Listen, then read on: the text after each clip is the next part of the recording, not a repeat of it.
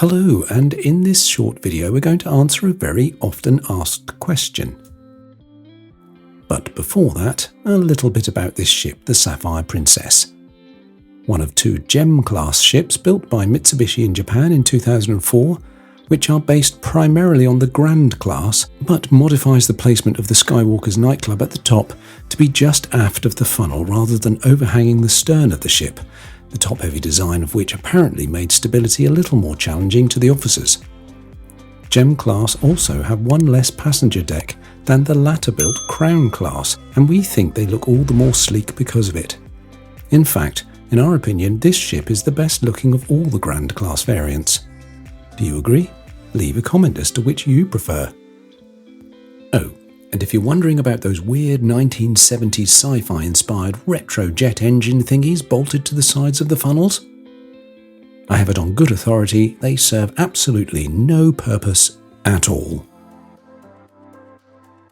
Anyway, I digress. Back to the question. Richard, they say in a very authoritative tone. It's lovely you showing us all these fancy things like the Elite Lounge, available only to guests in suites or those who have sailed 1 billion nights on Princess, or the tantalizing signature chocolate journeys desserts the wizards in the patisserie kitchen like to lure us with. That's all lovely, they say, but please show us what an obstructed ocean view stateroom is like, because I'm looking to book one. Oh well, lucky you. It just so happens we stayed in one on board Sapphire Princess, and here it is. Ranging in size from 183 to 190 square feet, these rooms are not suite size by any stretch.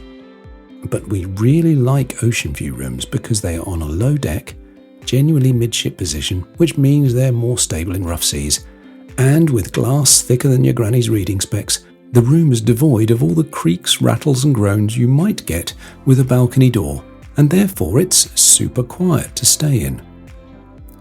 You get all the amenities of a balcony stateroom, minus the balcony of course. I do love how the TVs have outgrown the original space that was designed for them.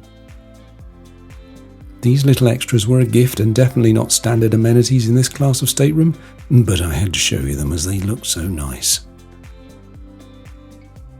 In the corridor area, there's definitely enough wardrobe space for all your evening wear, and behind the huge mirror is plenty of shelf space and a decent sized safe too.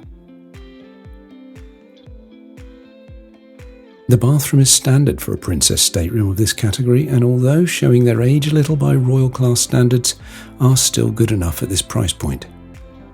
The shower water pressure is super strong, and if that's not enough, you can adjust the shower head into pressure washer mode for when you're fed up with having any skin on your back. And now the moment you've all been waiting for, the obstructed view from the window. If you can, book one of the ones that are not in the middle of the lifeboats, and you'll still have a pretty good view.